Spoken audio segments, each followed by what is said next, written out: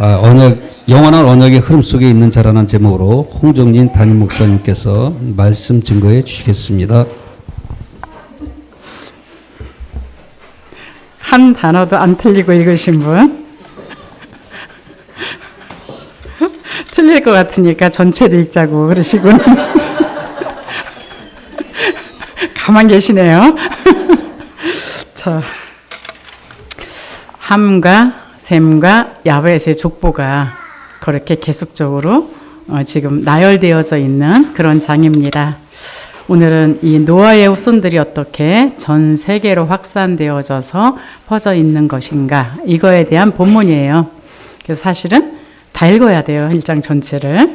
근데 10장 전체를 다 읽다 보면 지금처럼 이렇게 버벅거리다가 나는 어디 여기는 그럴 것 같아서 그냥 14절로 끊었습니다. 자, 언뜻 보면 단순한 역사 기록처럼 보이지만 이 족보는 굉장히 중요한 이 언약의 흐름이 어떻게 인류 역사 속에 흘러가고 있는가, 이거를 보여주는 언약의 지도예요.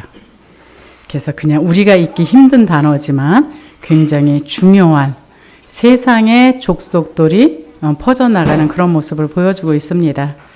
여러분도 모두 성을 가지고 계시죠. 그렇다는 얘기는 나도 조상이 있다는 얘기가 되겠죠. 저 결혼할 때 우리 시아버님한테 그냥 무사 통과로 통과한 게 있습니다. 우리 이제 시아버님은 본을 보세요. 그러니까 조상이 어디냐 이걸 보시는 거죠. 그래서 저는 이제 남양혼가입니다 이랬더니 그냥 바로 통과했습니다. 저는 몰랐는데 그게 양반이라네요. 이제 이런 것처럼 우리한테는 이런 성씨가 조상이 있다는 뜻이죠. 그것처럼 우리 민족도 단군이라는 그런 신화를 통해 기원을 설명하지만 성경은 분명히 말합니다. 모든 인류는 아담의 후손이었으나 이 홍수 때에 아담의 후손들을 모두 죽고 난 다음에 노아로부터 새로운 우리 인류가 시작이 되어졌다라는 것을 성경은 이야기하고 있어요. 그러나 그거보다도 더 중요한 건 하나님이 세상의 인류의 족보를 나열하기 위해서 오늘의 창세기 10장을 우리한테 주지 않으셨다라는 거. 마태복음 1장에 보면요. 1장 1절에 아브라함과 다윗의 자손 예수 그리스도의 계보라. 이거는 유대인들의 조상이 아브라함이잖아요. 그러면서 왕 다윗의 후손임을 기록해 놓은 거예요. 유대인들은 이게 굉장히 자기네들한테는 대단한 거였거든요. 그러나 누가복음 3장 38절에 보면 예수님의 족보를 아브라함보다 더 거슬러 올라가요. 그래서 우리 인류의 최초인 어디까지? 아담까지 올라갑니다. 그리고 예수님을 하나님의 아들로 표현해 놓습니다. 이 얘기는 모든 인류를 향한 복음을 강조하는 이 말씀이 이 족보라는 거. 얘기를 하고 있는 거예요. 그래서 우리는 영원부터 영원까지 있을 수밖에 없는 이 언약의 흐름 속에 들어가 있는 우리의 진짜 뿌리를 오늘 찾으시기 바랍니다. 예, 홍씨요, 박씨요, 김씨요 이게 아니고요. 우리는 예수 안에 뿌리를 받고 있는 그 사람들이 누구냐? 바로 우리라는 거. 그래서 우리의 조상이 영적으로 예수 그리스도셔야 됩니다. 그 일을 위해서 하나님께서는 아담이 실패하면서 두 번째 아담을 보내주신 것이 누구냐? 예수님이시죠. 그래서 이 예수님을 통해서 하나님께서는 우리의 죄와 사단과 지옥 배경 속에서 우리가 구원받고 그 정도가 아니라 재앙 문제를 해결하는 세계 복음화하는 전도자로 살기를 원하시는 게 하나님이 우리에게 오늘 창세기 10장의 족보를 통해서 깨닫기를 원하시는 일입니다. 그래서요, 왜 그렇습니까? 하나님은 모든 민족과 모든 나라의 주인이시면서 이 모든 민족과 모든 나라의 하나님이시기 때문이에요. 이 세상의 모든 민족과 모든 나라를 주관하시는 분이 누구냐? 바로 하나님이시라는 거. 그분이 창세기 1장 28절에 우리를 만드셔서 하나님과의 관계 속에서 살아갈 때에 이 세상을 정말로 생육하고 번성하고 땅에 충만하라라는 그런 말씀을 주신 것을 기억하시죠.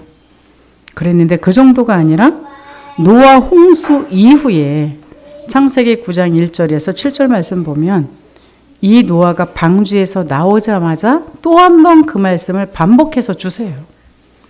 그러면서 너희들은 이제는 전부 전 세계로 흩어져서 충만하라라고 얘기하고 있습니다. 그런데 사람들은 흩어지는 거를 싫어해요. 그래서 우리끼리 모여서 잘 살자. 이게 우리의 창세기 3장이라는 겁니다. 하나님은 전 세계에 흩어져서 생육하고 번성하고 충만하라라고 말씀을 하셨는데 우리는 그걸 싫어해서 그냥 우리끼리 모여서 살자 이거. 이게 이제 바벨탑과 연결되어지는 이런 사상이겠죠. 그래서 하나님은 그러나 우리가 그런다고 해서 하나님이 그대로 두시는 것이 아니라 이 노아의 후손들을 전 세계로 흩어져서 뻗어나가게 합니다. 오늘 10장에 그 얘기를 쭉 하고 있는 겁니다. 그래서 우리가 말하는 오촌 종족은 우리는 사실 알지도 못하는 동네예요. 그런데 그 곳곳에 사람들이 흩어져서 지금 살고 있다라는 거. 근데 그거를 찾아내서 우리에게 이제는 그들에게 예수 뿌리를 심어주기 위해서 오촌 종족 살리자. 이것이 우리에게 주어진 지금 미션이라는 거. 이 사실을 생각하시면서 말씀 들을 수 있기를 바랍니다. 왜요? 모든 사람은 하나님의 형상으로 창조되었고 한 혈통 속에서 나왔기 때문이에요. 우리는 다민족 그러면 이방인처럼 생각하고 있는데 성경은 하나님의 형상으로 창조되어진 한 혈통 속에서 나온 같은 민족이라고 얘기를 합니다. 그래서 한 민족인 거예요. 그래서 우리가 그 사람들이 뭐 흑인이냐 백인이냐 이런 것들은 우리가 뭐 처음부터 하나님이 그렇게 만들었냐 그렇지 않습니다. 그게 아니라 그 지역에 따라서 그렇게 변형돼 온 거지 하나님이 흑인 만들고 황인 만들고 뭐 백인 만들고 이런 게 아니라는 겁니다. 그래서 똑같은 하나님의 형상 속에서 한 혈통으로 만들어져 있는 이 부분. 그래서 전도자 바울은요 사도행전 17장 26절에서 이렇게 기록하고 있어요. 인류의 모든 족속을 한 혈통으로 만드사 온 땅에 살게 하시고 그들의 연대를 정하시며 거주의 경계를 한정하셨으니 그렇죠? 모든 인류가 한 혈통으로 만들어졌다라고 선언하시면서 바벨탑에 하나님이 사람들을 흩으셨잖아요. 이때도 사람들이 서로 통할 수 있는 그 부류끼리 만들어갖고 흩었지 맹탕 안 통하는 그런 사람들끼리 같이 해서 틀어진 게 아니라는 겁니다. 그래서 우리가 이 속에서 여러분이 로마서 5장 17절 18절에는요 대표 원리를 얘기하고 있어요. 처음 만든 사람 아담이 죄를 범해서 우리는 이제 죄의 종으로 살아갈 수밖에 없는데 하나님이 둘째 아담 예수 그리스도를 보내셔서 그 죄 문제를 해결하심으로 말미암아서 이제는 예수 안에서 생명을 얻는 존재가 되어졌다라는 이야기를 하고 있습니다. 이것처럼 이 예수 그리스도 안에서는 우리가 한 혈통으로 한 민족으로 살아갈 수 있는 그래서 하나님은 모든 사람들에게 이 예수 생명을 소유하고 살아갈 수 있는 그 응답을 받도록 우리에게 그 사실을 전하라는 이야기를 하고 있는 겁니다. 우리와 관계없이 하나님은 지금도 이 일을 진행하고 계세요. 이 흐름은 어떤 것으로도 막을 수 없는 것이 이 하나님이 영원부터 영원까지 있는 이 복음의 흐름이라는 것. 여러분이 이 인생 속에 있는 복을 누리시기를 축복합니다. 그래서 하나님은 시대마다요. 이 언약을 전달할 복음의 사람을 하나님이 준비하세요. 그리고 그 사람을 통해서 하나님은 당신의 일을 해나가십니다. 왜냐? 하나님은 이렇게 중요한 생명의 역사를 진행하시는 중에 하나님의 때와 역사하시는 그 시간표를 우리에게 알려주십니다. 지금이 여러분 어떤 시간표라고 생각하십니까? 전도서 본문에 보면요. 본문 1절에 보면 노아의 아들 셈과 함과 야벳의 족보가 나옵니다. 홍수 이후에 그들이 아들을 낳았으니 이 얘기가 나와요. 하나님은 당신이 역사하고 있는 그 시간표에 맞춰서 하나님이 이렇게도 하시고 저렇게도 하신다는 사실입니다. 지금 교회가 무너지고 있는 이때에, 교회가 문을 닫고 있는 이때에 하나님이 여러분한테 주신 그 아이들이 어떤 아이들이라고 생각하십니까? 우리 지금 여기 와 있었던 그 아이들한테 제가 10만 원 사서해 드렸던 말씀 중에 하나일 거예요. 지금 교회가 무너지고 있고 복음이 흐려지고 있는 이때에 하나님이 왜 하필이면, 더군다나 이제 우리 장로님네 가족은 아이들이요, 험한 세상을 엄청나게 겪었습니다.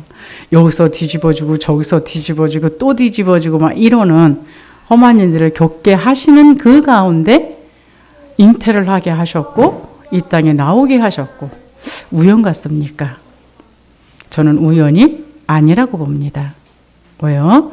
지금 앞으로의 그 미래를 대비하기 위한 하나님의 계획을 가지고 분명하게 하나님이 진행하고 계시는 그 시간 속에 있다라는 걸 여러분 꼭 아시기를 바랍니다. 지금 이때는요, 다 죽었잖아요, 사람들이. 그렇다면 이 노아의 후손들을 통해서 다시금 세상을 번성시켜 가야만 되기 때문에 이 후손들한테 인구가 급증할 수 있는 아이를 낳는 그 시작을 하셨던 겁니다. 방주 안에 있었을 때도 사실은 아이가 없었는데, 아이 낳았다는 얘기는 없었어요. 그러나 방주 나온 이후에 하나님이 세상에 번성해야 되고 생육해야 되고 충만해야 되니까 이제 본격적으로 하나님의 자녀들을 이제 주셨다라는 얘기가 되는 겁니다. 마찬가지입니다. 우리의 자녀라고 내 자녀라고 생각하면 안 된다라는 거 아셔야 됩니다. 하나님은 지금 시대만 보는 것이 아니라 영원 전에도 계셨고 지금도 계시고 이후에도 계시는 그 모든 시간표 속에서의 오늘이라는 걸 아셔야 돼요. 내가 원하는 모습, 내가 원하는 형태가 아니라 하나님이 당신의 영원한 그 언약의 흐름 속에서 그 언약의 흐름에 필요한 그 모든 부분들을 하나님께서 해나가신다는 걸 아셔야 됩니다. 그래서 전도서 3장 1절에서 11절까지 보면요, 하나님이 때에 대해서 말씀하고 계세요. 그렇죠? 범사에 기한이 있고 천하만사가 그 때가 있다라고 얘기를 하시면서 날 때가 있고 죽을 때가 있고 심을 때가 있고 뽑을 때가 있고 여러 가지의 때들을 이야기하시면서 하나님이 모든 것을 지으시되 때를 따라서 아름답게 하셨다라고 표현되어져 있습니다. 여러분이 이 시간 이 자리에 앉아있는 이 시간은 어느 때라고 생각하십니까? 나를 중심으로 생각한다면 아무것도 깨닫는 게 없을 거예요. 그러나 지금 이 시대를 바라보면서 우리 후대들이 자라가야 되는 그 시대를 바라보면서 지금 우리에게 전체적인 메시지 그 흐름 속에서 오늘 지금 우리 교회의 그 흐름 속에서 나라는 존재를 여러분이 볼 수 있어야 됩니다. 그럼 계속적으로 우리는 듣는 메시지 중에 하나가 2030에서 2080 시대의 우리 후대들이 어떠한 문제를 겪을지에 대한 이야기들을 계속 듣고 있어요. 그러면서 지금 시대에 교회가 문을 닫아가고 있고 복음이 흐려지고 있는 이때에 계속적으로 강조하는 게 있습니다. 그러면서 계속적으로 문제를 만나는 사건들이 있어요. 우연이라고 생각하십니까? 그 속에서 하나님께서는 진짜 복음간지가 가진 자를 만들어내기를 원하시는 거고, 진짜 복음 가진 자가 모든 것 소망을, 세상의 소망을 내려놓고 하나님을 집중해서 바라보면서 미래에 우리의 후대들이 진짜 복음을 가지고 그 후대를 살릴 수 있는 그 시간을 대비한다라고 보셔야 되는 겁니다. 그래서 계속적으로 하나님께서는 이 주님이 구원 역사는 이미 다 완성을 하셨어요. 승천하셔서 보좌에서 지금 앉아 계십니다. 그런 그 보좌에 계신 그 하나님께서 우리와 24시간 연결하고 계세요. 그런데 이 복음을 전달할 전도자와 소통하는 시간표가 바로 지금이라는 거 여러분 아셔야 될 겁니다. 그래서 우리 복의 근원 교회가 그래도 나름대로 시끄럽지 않고 은혜 가운데 하나님을 향하여 계속할 수 있는 건 여러분이 시작을 올바로 하셨기 때문이에요. 대부분의 사람들은 그냥 교회에 손님이십니다. 그러나 교회는 누가 주인이 아니에요. 하나님이 주인이시고 하나님의 백성들이 그 주인 역할을 하셔야 됩니다. 주인 역할을 하고 내 마음대로 휘저으란 얘기가 아니에요. 그죠? 하나님이 머리시고 우리는 그의 손발이기 때문에 하나님의 머리에서 지시하는 그 지시를 따라서 우리가 움직여지는 것. 이게 진짜 하나님이 원하시는 교회의 축복이라는 걸 아셔야 돼요. 그렇다는 얘기는 이미 하나님이 뭐라고 말씀하세요? 우리는 그리스도께서 다 완성하셨기 때문에 그 예수 그리스도를 내가 영접하고 내 안에 계시다면 이제는 우리는 모든 것이 끝난 상태예요. 근데 우리한테 지금 남아있는 그 문제는 뭐냐? 그 문제를 통해서 예수가 그리스도라는 사실을 확인하면 됩니다. 그 남아있는 문제를 통해서 예수 그리스도의 능력을 체험하시면 됩니다. 그 남아있는 문제를 통해서 세상의 사람들이 똑같은 문제를 당하고 있는데 답이 없어서 헤매고 있다라는 사실을 보기를 원하십니다. 그것밖에는 없어요. 그러기 위해서 잠깐 다 끝내신 그 문제 가운데서 나에게 나타내시는 그 문제는 지금 마가복음 16장 15절에요. 너희는 온 천하에 다니며 만민에게 복음을 전파하라. 그렇죠. 지금 우리에게 주신 시간표는 계속적으로 성전, 삶들이 있는 성전을 계속적으로 강조하고 계세요. 그 삶들의 대로를 열라고 말씀하고 계세요. 그렇죠? 그 삶들의 다민족이 올 수 있도록 우리의 후대들이 살아날 수 있도록 병든 자들이 와서 치유받을 수 있는 그 길을 닦아 놓으라는 겁니다. 우리 1세대가 가기 전에 맞춰야 되는 미션이라고 보시면 됩니다. 앞으로의 금토일 시대는 타락의 길을 걸어갈 수밖에 없는 세상은 그렇게 흘러갑니다. 그렇다면 우리가 금토일 시대의 문화를 구축해 놓지 않으면 우리의 자녀들은 어쩔 수 없이 그 금토일의 세상의 흐름 속에 끌려 들어갈 수밖에 없기 때문에 금토일이라는 그 시간을 이 복음의 문화로다가 구축하라는 이것들이 지금 우리한테 미션으로 떨어지고 있는 거예요. 그러면서 세상의 많은 종교단체들은 명상이라는 것을 가지고 세상의 곳곳에 파고 들어가고 있어요. 이미 학교는 모든 것이 장악됐다라고 보시면 됩니다.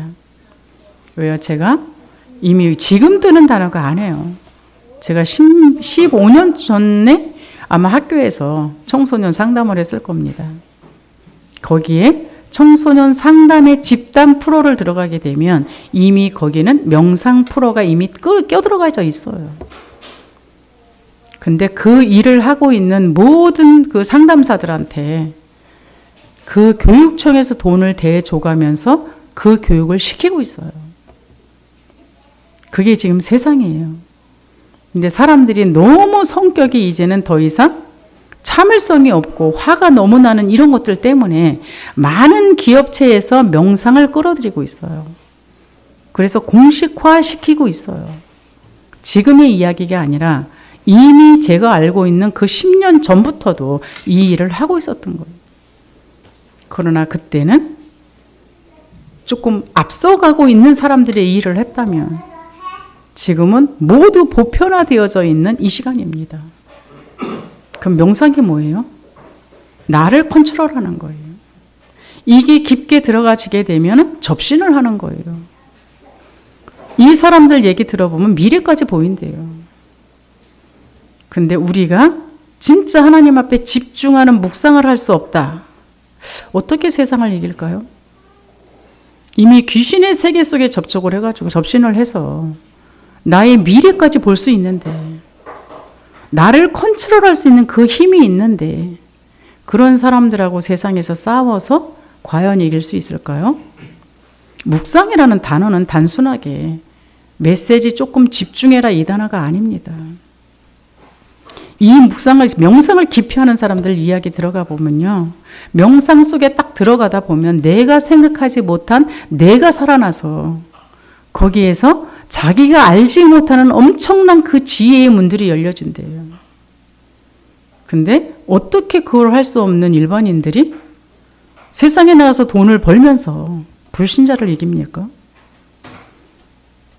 그래서 명상이 묵상이란 단어가 뜬 거예요. 그들은 나를 가지고 가짜를 갖고 묵상을 하고 있는데 우리는 진짜인 하나님의 말씀을 가지고 깊은 속에 들어가게 되면 하나님의 세계와 연결이 되어진다라는 거예요. 그러면 하나님의 지혜가 나에게 임한다는 얘기입니다. 그게 다니엘이었잖아요. 세상의 박사들보다 10배가 지혜를 얻었다고 그러거든요. 그 10배가 지혜를 얻었다는 얘기는 더 이상 말할 단어가 없기 때문에 10배란 거였지 어떤 누구도 따라올 수 없다는 얘기예요. 이게 7명 렘넌트들의 특징입니다. 이들이 그 죽음의 고난 속에서도 어떻게 자기를 무너뜨리지 않고 흐트러뜨림 없이 자기를 그렇게 지키면서 하나님을 섬기면서 일을 다 해낼 수 있었느냐, 이 비밀이에요. 그래서 24시를 이야기하는 거예요. 가장 중요한 게 내가 하나님의 보좌와 소통되어지는 이 비밀을 먼저 가지라는 얘기입니다. 그래서 조금만 뭐하면 뒤집어졌다 엎어졌다 하는 촐싹거리는 그런 성격의 존재가 아니라 내가 나를 하나님의 그 말씀 속에서 컨트롤이 되어지고 그 정도가 아니라 하나님의 세계를 관통해서 하나님이 주시는 그 지혜를 가지고 세상 일을 하라는 겁니다.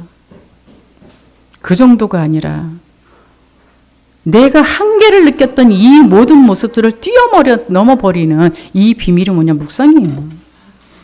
이거를 하나님이 지금 우리들 보고 갖추면서 237 5천 종족을 살리라는 거예요. 아니 나도 나 하나 힘들어 죽겠는데, 나도 나 하나 먹고 살기 힘들어 죽겠는데 어떻게 무슨 237 5천 종족을 살립니다. 하나님은 우리의 창세기 3장 6장 11장에 한계 가진 몸이 아니라 무한하신 그 하나님, 절대 한계가 없으신 그 하나님, 그 능력이 무한하신 그 하나님이 그것을 내 걸로 만들어서 그것 갖고 하라는 얘기예요. 이게 우리에게 먼저 누려져야 되는 오늘의 이야기입니다. 그것 갖고 내가 있는 그 지역에 영적 싸움을 해서 정복하라는 거예요. 왜? 내가 발붙이고 있는 그 곳에 영적 싸움에서 내가 복음으로 정복하지 못하면 결국은 흑암한테 내가 끌려 들어가요. 다른 사람을 살리는 건 두 번째고, 내가 그 세계 속에 끌려 들어가서 불신자의 종로로 타게 돼 있고 사단의 종로로 타게 돼 있고 하나님의 자녀가 사단의 심부름이나 하다가 죽어야 되는 그 비참함 속에 들어갈 수밖에 없다는 얘기입니다. 그래서 요즘은요, 전도 특공대란 단어까지 나왔어요. 제가 금요일 날 얘기했죠. 특공대가 뭐 하는 건지. 그렇죠? 특공대가 안 하는 거 있답니다. 시잘데없는 작업 안 하고 삽질 안 한답니다. 그렇죠? 별 볼 일 없는 그 일에 4시간 허비하지 않고 방향 없는 삽질하지 않는다는 얘기예요. 그럼 우리가 진짜 중요한 일이 무엇인지를 진짜 알고 하나님이 말씀하시는 그 방향과 일치되어져서 그냥 올인한다는 얘기예요. 그렇죠? 전공 특공대가 평상시 뭐 한다고요? 간첩 잡고 테러 진압한다고 그러더라고요. 그 얘기는 우리에게 불신앙을 가져다주고 염려를 가져다주고 씨잘데없는 것을 가져다주는 이 사단을 제압하고 그 물리치는 그 일을 한다는 얘기고요. 전쟁 시에는 뭐 한다고요? 뒤로 물러나는 게 아니라, 어렵고 힘든 일이 있다고 해서 뒤로 물러나는 것이 아니라 적진의 가장 중앙에 떨어져서 가장 핵심적인 것을 처리해버리는 그 일을 하는 게 특공대라고 그러더라고요. 이거 군대 용어예요. 근데 우리한테는 뭐라고요? 전도 특공대. 그건 뭐라는 얘기입니까? 그리스도 집중 바라보면서 그리스도 집중 전하는데 어디 가서요? 이 일을 하지 못하도록 만드는 이 사단을 제압하고 진압하고 그 속에 있는 영혼을 건져오란 얘기입니다. 이 일을 하는데 이 특공대한테는요, 보급품이 일반 병사보다 엄청 많이 나온답니다. 그러면 됐잖아요. 여러분이 그렇게 소원하고 있는 먹고 입고 마시고 나를 알아달라, 나를 세워달라 이 모든 것들 일반인들보다 더 엄청나게 준다잖아요. 그렇다고 그 동기 갖고 일하지 마시고. 그게 마태복음 6장 33절이에요. 그 나라와 그 의를 구하라. 그리하면 내가 너에게 모든 것을 더해주겠다. 마가복음 16장 19절 20절에는요. 부활 승천하셔서 지금 보좌에 계시는 그 분께서 가장 관심 있는 게 누구냐? 제자입니다.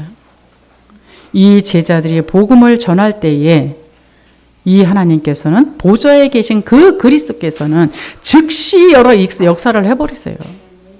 자, 스데반이 순교할 때 성경에는 예수님이 쓰셨다는 말이 하나도 없어요.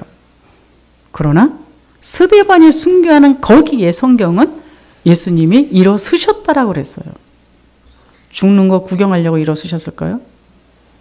아니거든요. 복음을 전하다가 돌에 맞아 죽는 그 스데반에게 하나님이 함께하는 일어서셔서 가장 관심 있는 자세로다가 그 스데반에게 함께하는 그 시간이었다는 얘기예요. 근데 스데반이 죽는 모습이 어땠다 그래요? 여러분 돌멩이 하나 맞아보실래요? 어떤가? 무지하게 아팠겠죠? 아픈 사람이 웃습니까? 인상을 쓰던가 소리를 지르던가 그게 정상인데 스데반은 웃었다라고 표현되어져 있어요. 그 얘기는 우리의 육신은 육신을 가졌기 때문에 피를 흘리고 깨질지 몰라도 하나님은 보이지 않는 천군 천사를 동원해서 스데반을 보호하셨다는 얘기가 돼요. 이게 전도자들이 가는 길이에요. 이게 진짜 복음을 가지고 복음을 전하기 위해서 가는 그 사람들의 길이라는 겁니다. 근데 나는 그래도 세상이 좋아 그러시는 분들 이대지에 나옵니다. 세상 사람들이 집중하고 관심 가진 것이 과연 무엇일까요? 이 사람들은 눈부신 세상의 발전과 사람들의 관심을 했죠. 본문 2절 5절에 보면 야벳의 아들에 대해서 나와 있습니다. 그렇죠? 셈과 함과 야벳이 노아의 후손들인데 지금 이대지에서는 야벳과 함이라는 그 아들에 대해서 기록되어져 있어요. 근데 야벳은 2절에서부터 5절까지밖에는 안 나옵니다. 근데 이 야벳은 유럽과 북방 지역으로 퍼져나가 여러 민족을 이루고 활발한 문화적인 번창과 축복을 누린 사람들이 이 야벳의 후손들이에요. 그러나 잠시 후에 얘기하겠지만 이 야벳의 사람들은 예수를 안 믿었어요. 노아에게 복을 주도록 만들었지만 처음에는 이 야벳의 후손들이 예수를 안 믿었다가 여기 보면 셈의 장막에 거한다 그랬잖아요. 그러다 보니 나중에 예수를 믿게 됐어요. 다른 말로 말하면 예수가 왜 내 인생의 그리스도 되어져야 되는지에 대한 진정을 발견을 못한 사람. 그래도 하나님을 믿기 때문에 하나님이 복을 주셔서 세상에서 고통 없이 고생 없이 살아가는 듯 했습니다.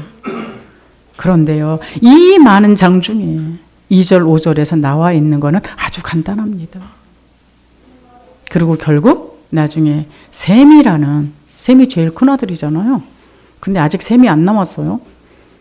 이 셈에게 복음을 듣기는 듣습니다. 여러분, 함이 되시겠습니까? 야벳이 되시겠습니까? 셈이 되시겠습니까?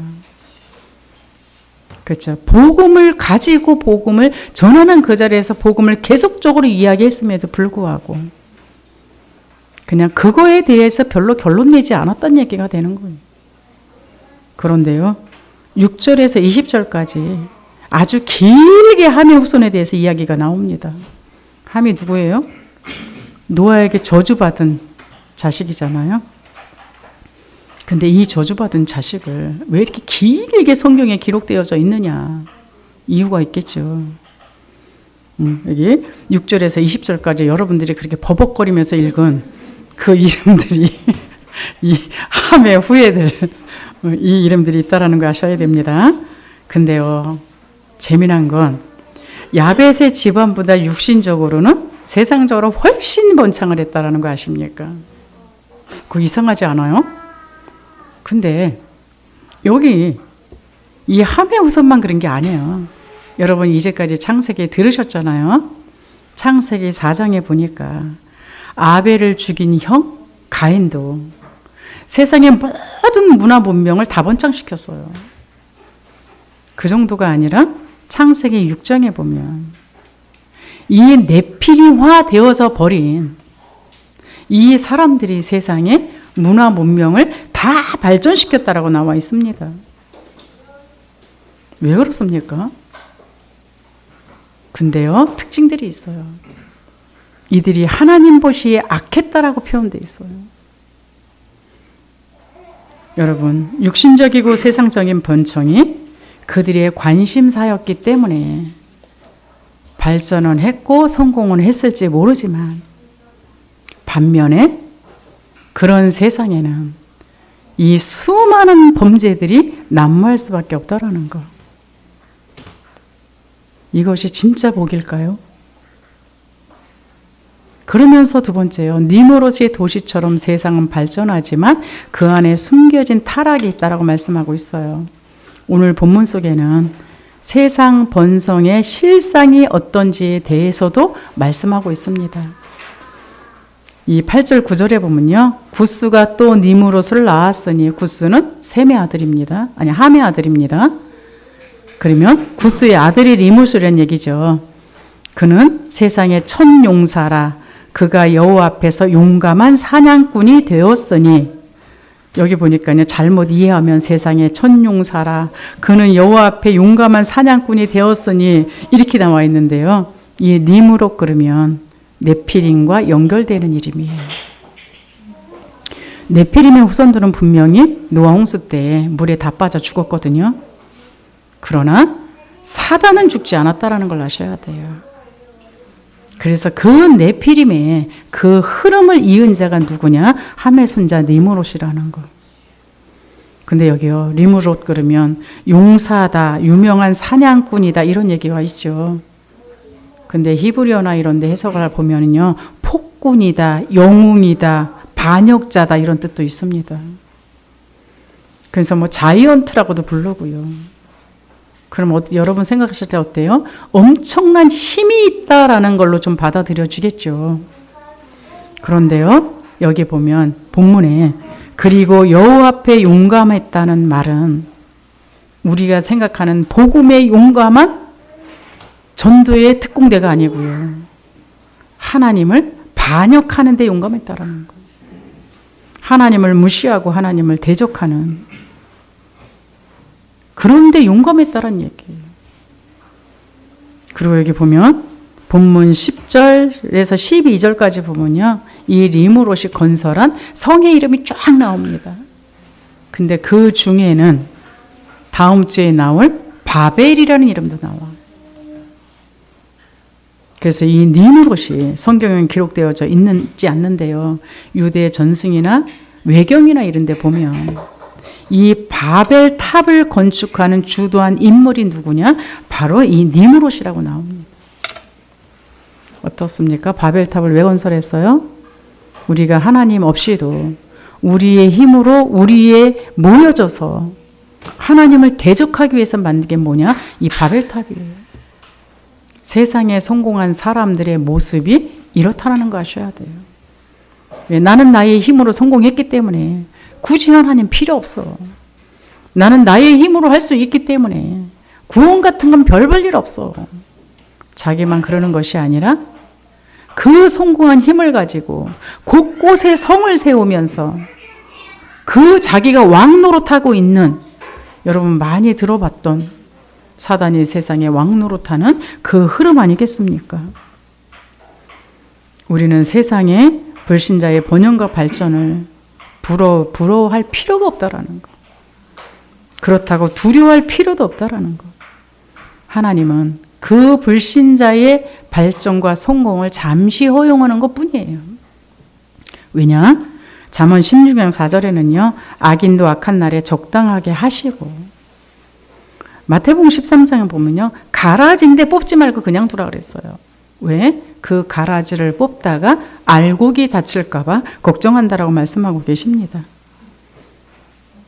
그렇죠. 하나님이 보실 때는 이 아기는 바람에 나는 알맹이 없는 겨와 같다라고 표현되어져 있고요. 아무리 대단한 것 같아도 결국은 멸망의 시간표가 있다라는 겁니다. 그래서 불신자의 성공은 잠시 있다가 사라지는 안개와 같은 거예요. 그래서 아브라함의 조카 롯이 살고 있었던 이 소돔과 고모라를 표현할 때 에덴 동산과 같았다라고 표현할 정도로 어마어마한 세상에서 발전됐던 곳이잖아요. 중요한 건 13절에 그 사람들은 여호와 앞에 큰 죄인이었더라라고 표현되어져 있습니다. 하나님을 떠난 성공, 하나님을 떠난 번성, 결국 성공한 것 같지만 이 세상의 영광은 사라지고 하나님 나라는 영원하다라는 걸 아셔야 돼요. 그래서 하나님 없이 잘 되는 모든 나라 모든 사람들의 공통점은 결국은 납니다. 결국은 창세기 6장에 보이는 거예요. 근데 결국은 무너질 바벨탑에 불과하다라는 거. 여기에 여러분의 인생 바치지 마시고요. 다시 한번 확인할 수 있는 전도서 1장 9절 말씀. 이 세상에는 새로운 것이 없어요. 옛날에 있었던 것이 지금 있고 지금 있는 것이 옛날에 있었고 앞으로도 계속적으로 지금 있었던 일이 미래에 계속 일어날 것을 이야기하고 있습니다. 그러나 성경은 모든 문제의 원인과 그 답을 이야기하고 있어요. 예수님은 하나님을 떠난 세상 사람 모두가 마귀 자녀라고 요한복음 8장 44절에 이야기하고 있습니다. 그리고 그들의 신은 마귀라고, 세상 임금 마귀라고 이야기 표현하고 있어요. 그러면서도 베드로후서 3장 10절 12절에 결국 세상은 불타 없어질 거라고 말씀하고 계십니다. 언약을 가진 자가 때로는 힘이 없어 보입니다. 언약을 가진 자가 때로는 별 볼 일 없어 보입니다. 그러나 하나님은 이 그리스도 안에서 완성된 언약을 가진 자를 하나님은 언제든지 복 주세요. 그리고 그들을 사용하십니다. 이걸 믿으셔야 됩니다. 왜요? 하나님은 오직 복음을 통해서만 모든 민족을 구원할 수 있기 때문이에요. 그래서 하나님은 영원부터 영원까지 변함없는 이 언약의 흐름을 알고 따라가는 사람, 이 사람을 준비하는 그 시간표 속에 오늘 여러분이 계시다라는 거 믿어지십니까? 드디어 21절에 이 셈의 얘기가 나옵니다. 장남인데 맨 마지막에 나와요. 근데요, 이 후손 이야기가 맨 마지막에 기록됐는데 셈은 에벨 온 자손의 조상이요 야벳의 형이라 그에게도 자녀가 출생하였으니 이 셈은요 다른 사람들보다 그렇게 아이를 많이 낳지 않은가 봐요. 이 글씨 읽어보면 그렇잖아요. 그에게도 자녀가 출생하였으니 이 얘기를 주시면서 에벨이란 뜻이 뭐냐? 창세기 14장 13절에 보면 히브리라는 단어가 나오는데 이 아브라함이 유브라테스 강을 건너서 가나안 땅으로 돌아와서 이 사건과 연결해져서 나오는 그 단어가 처음 나온 단어가 히브리라는 단어가 나와요. 근데 이 어원과 똑같은 게 이 에벨입니다. 이 얘기는 이 히브리인으로서 강을 건너온 자라는 뜻은 결국 언약 안으로 들어온 그걸 말할 수 있겠죠. 그래서 이 셈의 후손을 통해서 결국은 언약을 아는 자를 하나님께서 다시금 준비하셨다는 얘기예요. 이게 여기만 있냐? 또 그렇잖아요. 창세기 4장 25절에 보면 가인한테 죽임당한 아벨이 있었지 않습니까? 이 아벨 대신 하나님은 셋을 주셨어요. 그리고 모든 사람들이 세상에 흠뻑 빠져갖고 네피림 문화를 즐기고 있었을 때에 하나님은 노아를 예비하셨어요. 동일하게 오늘도 그 야벳도 이상하게 살고 있고 함은 아예 흑암내에 퐁당 빠져서 살고 있는 이때에 하나님은 셈의 후손을 통해서 이 에벨을 준비하셨다라는 것. 성경이 오늘 여기 왜 있을까요? 오늘 여러분이 이 시대의 이 복음의 영원한 언약을 전달해 주기 위하여 준비하신 사람이라고 안 느껴지십니까? 저는 그 사람이라고 봅니다. 여러분의 믿음입니다. 우리는 이것을 알고 있는 사람들은요, 기준이 있어요.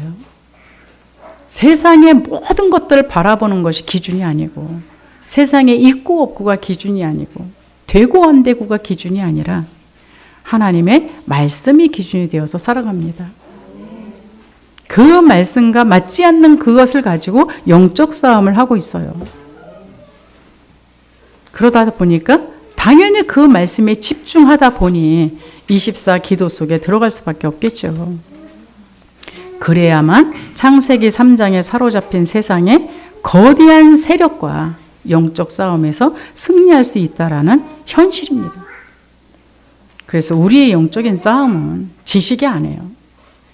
실제적인 영적 싸움 속에 말씀의 언약을 잡고 보좌의 힘이 나에게 필요하기 때문에 사도행전 1장 8절의 말씀을 우리에게 주신 겁니다.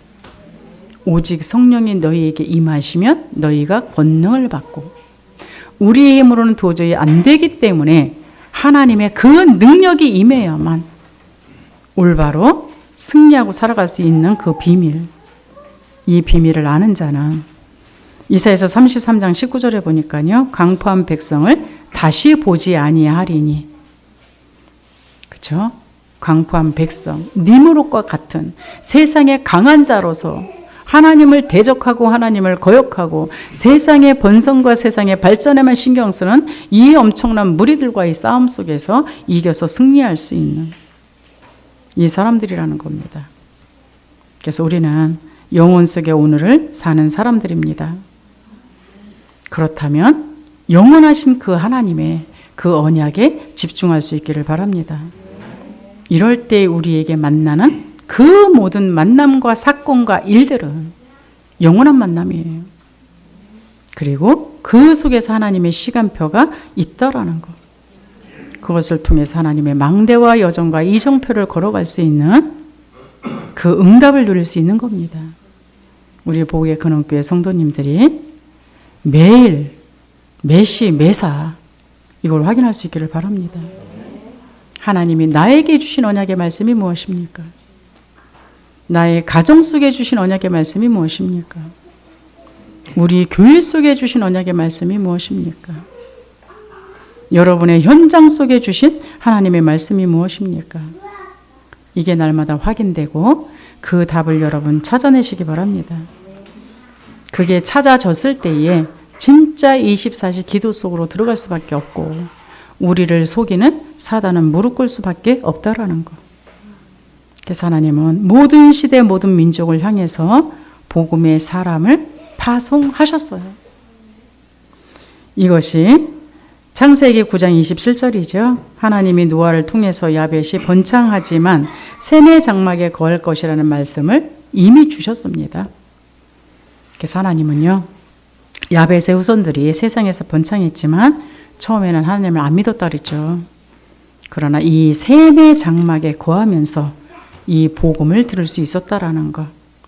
여러분들이 복음을 가지고 있었을 때에 여러분이 있는 그 곳에 있는 사람들이 복음을 들을 수 있다라는 걸 아셔야 돼요. 다는 아닙니다. 이사야서 42장 4절에 보면요, 쭉 말씀하시는 가운데 성들이 그 교훈을 앙망하리라 이 말씀이 나옵니다. 이 비복음 지역에 복음을 간절히 사모하는 사람들이 있어요. 여러분은 이 사람을 찾으시면 됩니다. 안 듣겠다는 사람을 굳이 가서 싫다라고 그러는데 그냥 가서 구걸하지 마시고요. 복음은 그렇게 가치 없는 게 아니기 때문에 복음을 듣기 위해서 하나님이 준비해 놓은 사람들이 있어요. 여러분이 정말 복음 가진 사람이 맞다면 여러분 옆에는 다 있다라는 거 아셔야 됩니다. 기도하시면 돼요. 나와 같이 있는 이 사람들 중에 정말 하나님이 복음 듣기를 원하셔서 나를 만나게 하신 사람이 누굴까? 그거를 찾으시면 되고요. 하나님은 시편 150편 6절에 호흡이 있는 자마다 여호와를 찬양할지어다, 이 얘기는 모든 민족 속에 호흡이 있는 자마다 하나님은 구원하시기를 원하시는 사람들이 있다라는 거. 이걸 믿으시고 굳이 나가서 내가 만나서 복음을 줬는데 안 받았다, 실망하지 마시기 바랍니다. 오늘 그 사람을 하나님이 예비하지 않은 사람이기 때문에 오늘 나를 통해서 복음을 안 들은 거고, 오늘 안 들었다고 영원히 버리지 마시고 내일일 수 있기 때문에 계속 관계를 하시면 됩니다. 그래서 하나님은요, 모든 시대 모든 민족을 향해서 그리스도의 언약을 전할 미션을 가진 복음의 사람을 찾고 세우고 파송하십니다. 우리 교회의 시작점이 여기서부터 시작되었기 때문에 은혜롭게 잘 가고 있는 걸로 하고 저는 봅니다. 왜요? 미션을 잡고 시작하셨어요. 목사가 세운 그 교회에 내가 들어가는 것이 아니라 하나님이 왜 교회를 하기를 원하시는지를 알고 각자가 응답받은 그 속에서 하다 보니까 제가 뭐 별로 안 해도 다 알아서 하시잖아요. 우리는 다른 말로 미션을 가져야 그 다음부터 응답이 시작된다는 걸 아셔야 됩니다. 왜? 그리스도는 이미 완성돼서 끝났어요. 여러분이 믿고 안 믿고는 여러분 사정이고, 그러나 오늘을 살아가는 우리에게는 하나님 나라의 미션이 있을 뿐입니다. 그 미션을 잡은 자가 그 미션을, 하나님의 미션을 내가 감당할 수 없기 때문에 하나님이 공급해 주는 게 오력이에요. 왜? 하나님의 것을 가지고 해야만 되기 때문에.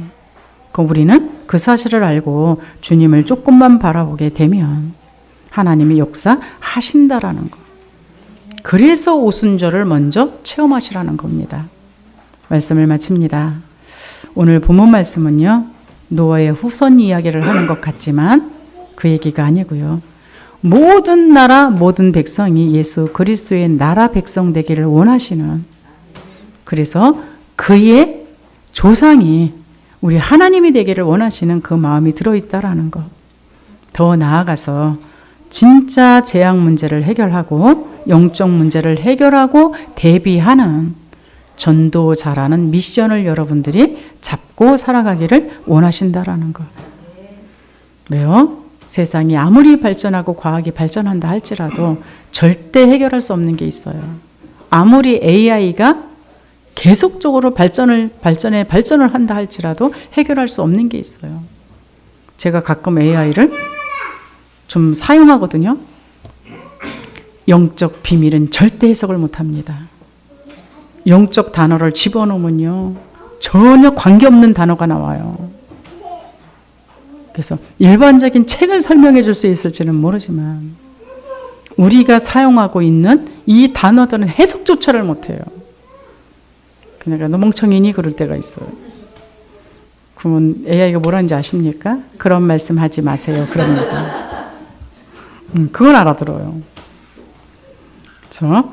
네, 우리가 정말로 여러분들이 세상에 많은 문제들이 진짜 문제가 무엇이라고 생각하십니까? 답 내리셔야 됩니다. 진짜 근본 영적 문제가 맞습니까? 그렇다면 답은 유일한 그리스도밖에 없어야 되는 게 맞지 않습니까? 그러면 그 그리스도라는 은혜를 입은 우리는 감사할 것밖에 없지 않나요? 우리가 징징거려야 될 아무런 이유가 없는 게 우리 아닐까요? 불평불만해야 될 이유가 없는 게 우리 아닐까요?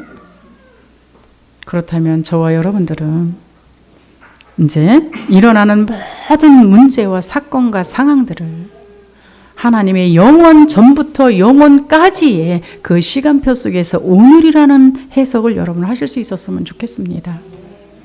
그래서 문제가 아니라 그 문제를 통해서 그리스도라는 답을 찾고 우리에게 일어나는 그 갈등을 통해서 내가 하나님이 쓰시기에 합당한 사람으로 갱신하고 우리에게 뭔가의 위기가 온 것 같으면 그 자리에 머물러 있지 말라는 하나님의 사인이기 때문에 하나님이 가기를 원하는 방향을 향하여 도전할 수 있는 그 응답을 누릴 수 있는 그 흐름 속에 있기를 바랍니다.